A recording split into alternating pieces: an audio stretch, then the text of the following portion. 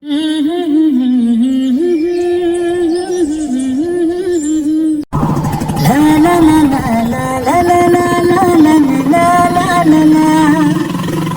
कहते हैं ना कि ईश्वर तक पहुंचने का मार्ग सीधा नहीं होता, कुछ ना कुछ कठिनाइयाँ आपको पार करके मंदिर तक पहुंचना ही होता है। तो वैसा ही मेरे साथ भी हुआ है।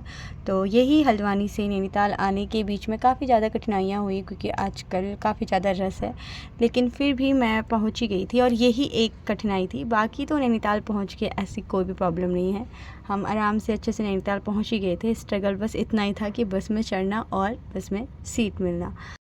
आप सभी को मेरा प्यार भरा नमस्कार और स्वागत है आप सभी का मेरे आज के नए व्लॉग में। आज काफ़ी समय बाद मैं आप लोगों के बीच लेके आई हूँ एक बड़ा व्लॉग, और मैं पूरी तैयारी के साथ आज नैनीताल आई हूँ, क्योंकि कब नैनीताल का मौसम चेंज हो जाए पता नहीं चलता। बैग में गर्म वुलन कपड़े और हाथ में छाता, लेकिन आज पता नहीं कैसे मौसम ने हमारा साथ दिया और काफ़ी ज़्यादा भीड़ के साथ साथ आज का मौसम भी काफ़ी ज़्यादा अच्छा था। मौसम बिल्कुल साफ़ था, बारिश जैसा तो नहीं था।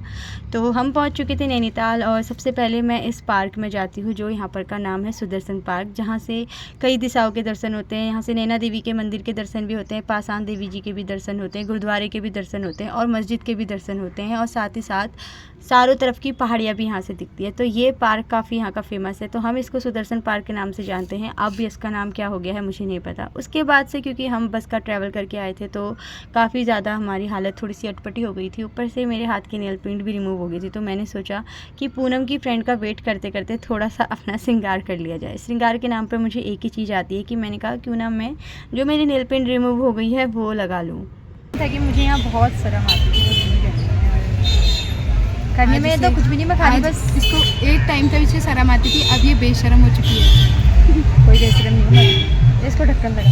ऐसा कुछ नहीं, आप मेरे कई बार मेरे ब्लॉग वीडियोस में देखते होंगे कि मैं गाड़ी में या उसमें नेल पेंट लगाती हूँ, क्योंकि मुझे घर से टाइम नहीं होता है, आधी निकली रहती है। तो मैंने कहा चलो लगा। वेदर इतना थोड़ा सा है ना, बारिश हो सकती है। बैग रखते हैं, सैंडी भैया की दुकान में रखूँगी मैं। जा रही हूँ, थोड़ा सा इसकी दोस्त का वेट कर रहे हैं। थोड़ी देर वेट करने के बाद पूनम की फ्रेंड आ गई थी, तो उसके बाद से हम सीधे चल दिए थे मलीताल को। और आज हमारे पास काफ़ी सारे बैग थे, क्योंकि हम आज नैनीताल स्टे करने वाले थे, इसलिए मैं बैग को रखने जा रही थी अपने सैंडी भैया की शॉप पे। और रोड में काफ़ी ज़्यादा रश था, तो हम लेक साइड चले गए। और ये वाली जो रोड है ना, ये मेरी बचपन से फेवरेट है, क्योंकि पापा बचपन में भी जब हमें स्कूल छोड़ने जाते थे तो इसी साइड से लेके जाते थे, क्योंकि उधर साइड रोड में ना गाड़ियाँ रिक्शा वगैरह चलते थे, तो पापा हमें इसी लेक साइड के रास्ते लेके जाते थे। तो आज भी मुझे यही रास्ता अच्छा लगता है, और मैं आज भी यही चीज़ें फॉलो करती हूँ कि घाट पे पहुँचो, सुदर्शन पार्क में थोड़ी देर बैठो, एंड देन लेक साइड वाले इस रास्ते से मलीताल की तरफ को जाओ। बट पायल यहाँ पर मेरी मजाक बना रही थी, बोल रही थी कि दीदी आप भी कभी इन गलियों में आपने भी मतलब प्रेम प्रसंग करा होगा, कि आप भी जब अपने किसी कपल्स बन के यहाँ पर इस गलियों में घूमी होगी। तो मैं उसको बता रही थी कि मैं कपल के साथ तो कपल बन के तो कभी इस गली पे नहीं घूमी हूँ, लेकिन हाँ मैं अपने पापा के साथ ज़रूर इस गली पे आई हूँ। बहुत अच्छा मेरा पर्सन था जिसने मुझे इतनी बड़ी चॉकलेट दी थी। समझ लो प्रेम गली तो इस गली नहीं आया करती थी मैं। तो क्या होगा, मेरी प्रेम गली वहाँ थी स्कूल टाइम की, जहाँ मैंने अभी मेकअप करा। हो तभी वही मेकअप करके करा, कहीं वही मिलना जाए दोबारा। हम आज काफ़ी टाइम बाद मिल रहे थे, इसलिए ऐसी मजाक मस्ती करते हुए फिर हम पहुंच गए थे मलीताल। और यहाँ पर हम थोड़ी देर वेट करे थे, क्योंकि यहाँ पर पूनम की एक फ्रेंड और आने वाली थी। देखो ना क्या टाइम आ गया कि आज मैं अपने से छोटे बहनों के साथ घूम रही हूँ। और वैसे भी ऐसा कुछ फ़र्क नहीं पड़ता है, क्योंकि मुझे तो मंदिर आना था, बट पूनम मेरे साथ आई थी तो इसलिए उसने अपने फ्रेंड को बुलाया। अब अभी हमें मलीताल रिक्शा स्टेशन में, और यहाँ पर भी देखो एक नई चीज़ बन गई है नैनीताल के। यहाँ पर मलीताल में भी एक गेट था रिक्शा स्टेशन के पास, बट इतना प्यारा गेट नहीं था। अब इन्होंने इसको शक्तिपीठ श्री नैना देवी मंदिर के नाम से यहाँ पर स्टार्टिंग में गेट बना दिया। पहले यहाँ पर एक नॉर्मल एक गेट हुआ करता था। काफ़ी ज़्यादा नैनीताल में जो है चेंजेस हो चुके हैं। जब भी मैं नैनीताल आ रही हूँ मुझे रोज़ यहाँ पर एक नई चीज़ देखने को मिलती है। तो अभी मैं आपको बता दूँ तो ये है मलीताल का रिक्शा स्टेशन भी है यहाँ पर, और यहीं से अंदर को मंदिर का रास्ता भी स्टार्ट हो जाता है। तो अब हम चल दिए थे यहाँ से मंदिर की ओर। छोटे बच्चों के साथ मेरी बचपन की फ्रेंड, इन छोटी बच्चों के साथ मैं भी बच्ची लग रही हूँ ना। सेम टू सेम अच्छा लगता है मुझे अपनी उम्र से छोटा लगने में। मैं भी अपनी उम्र से बड़ी हूँ। तो ये पूनम की दोस्त है, बट इसकी मुझसे ज़्यादा गुटती है। ऐसी मेरे साथ होता था, जो मेरे दोस्त है मैं उनकी दीदियों से ज़्यादा मेरी गुटती थी। मेरे को मेरे लेवल के लोग पसंद नहीं है। ज़्यादा आज रस है, भीड़ है, बहुत सुंदर लग रहा है, भीड़ है। पता नहीं आवाज़ आएगी या नहीं आएगी, प्रॉपर आएगी। लेकिन मुझे आके पता चला कि आज मैंने मंदिर आने का बहुत अच्छा दिन चुना है। गाइस और इन्होंने मुझे सरप्राइज दिया कि ये लोग आ रहे हैं, मुझे पता नहीं था कि ये लोग आ रहे हैं। मेरी काफ़ी लंबी स्टोरी है मंदिर को लेके, वो मैं आपको बाद में बताऊंगी, अभी बस शूट करती हूँ। ये मेरा ऐसा है, मेरा मेला टाइप मिलन लगा है, कुछ गेम्स वगैरह हो रहे हैं। तो क्या कुछ ना कुछ मतलब होते ही रहता है। सरस मेले की जैसे दुकानें लगी हैं। हाँ, कल हम हल्द्वानी के मेले में घूम के आए थे, नुमाइश बहुत गंदी लगी थी। हाँ। और आज यहाँ के ये है ना मेला, बिना मेले के मेला है ये। हमारे नैनीताल का नुमाइश। यहाँ 24 घंटे मेला लगा रहता है, तो एक रंगत है। अब मैं गाइस मैं आज व्रत लेके आई हूँ, मैंने अभी तक पानी भी नहीं पिया है और अब मैं भंडारा खा के चलती हूँ। भंडारा मैं पहुंच गई थी मंदिर और यहाँ पर से मैं ले रही थी प्रसाद, और साथ ही साथ जो मैं मैया के लिए यहाँ पे नयन लेने आई थी वो भी मैं यहाँ पे पता कर रही थी।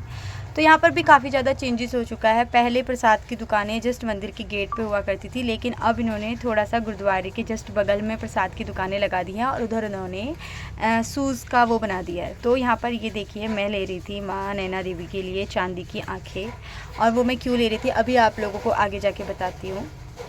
प्रसाद लेने के बाद से अब मैं जाने लगी थी मंदिर की ओर, और मैं आप लोगों को दिखाती हूँ कि यहाँ आज कितनी ज़्यादा भीड़ है, क्योंकि यहाँ एक तरफ भंडारा चल रहा था और एक तरफ मंदिर में अभी जस्ट यहाँ पर भगवत कथा भी चल रही थी, तो इस वजह से भी आज मंदिर में काफ़ी ज़्यादा भीड़ थी। पहले शू स्टैंड जो है मंदिर के अंदर हुआ करता था, अब इन्होंने ये गोवर्धन हॉल के जस्ट नीचे शू स्टैंड बना दिया है। और यहाँ पर पहले जो है बहुत सारी भूटियाओं की शॉप हुआ करती थी प्यारी प्यारी, तो वो हटा के अब यहाँ पर शू स्टैंड बन चुका है। और एक गेट यहाँ भी बन गया है जिसको इन्होंने एग्जिट गेट बना दिया है, बाकी एंट्री गेट अभी भी वही है जो पहले हुआ करता था।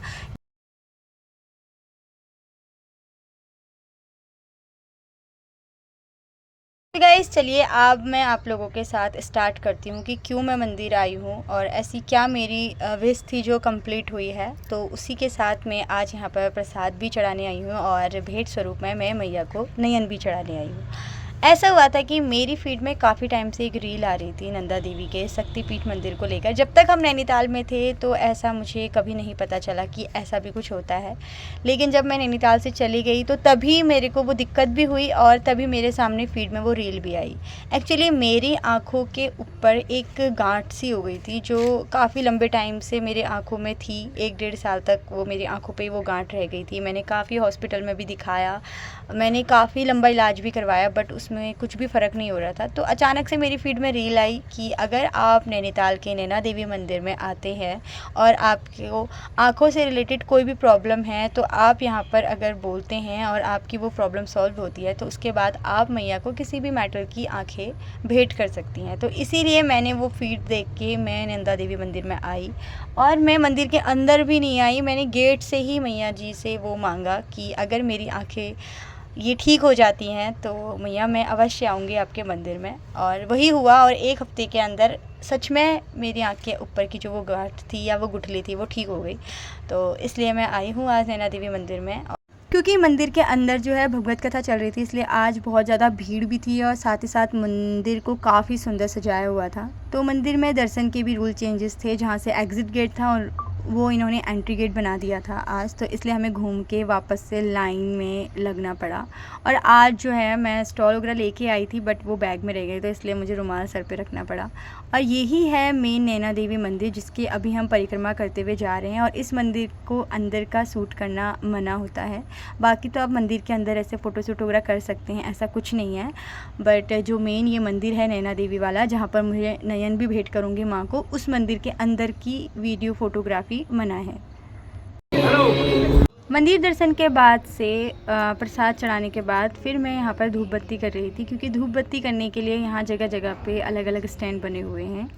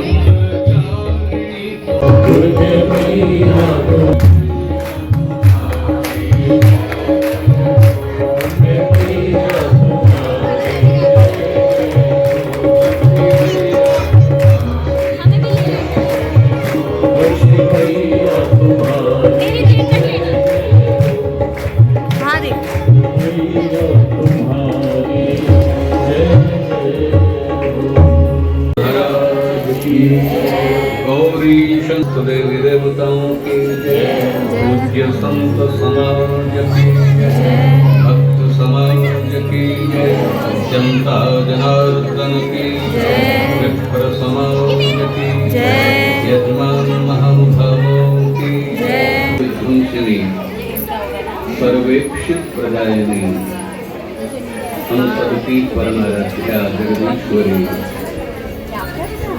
माँ नैना, यहाँ इस प्रचंड ग्रीष्म काल में कुछ प्राकृतिक शीत का आनंद और आज्ञा प्रदान करती है भीतर से, भाई उठो कर ये कार्य होना चाहिए, तो भक्ति गुण को कृपा होती है। मंदिर के अंदर के दर्शन करने के बाद फिर मैंने शिव दर्शन करे और फिर उसके बाद से मैया के लिए जो मैं श्रृंगार लेके आई थी, लेकिन उन्होंने मुझे साथ में ही दे दिया था, बट श्रृंगार जो है मैया को चढ़ाना होता था, इसलिए मैंने इसको चुन्नी में बांध के यही बात दिया छोटी सी प्रार्थनाओं के साथ।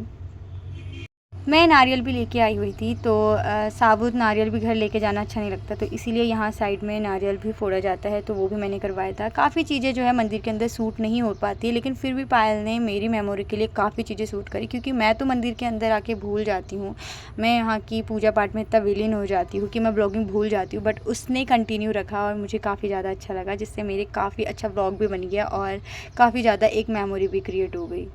तो दर्शन होने के बाद अब हम जा रहे हैं भंडारा खाने, ढूंढ रहे हैं जो मुझे को नहीं मिल रही है।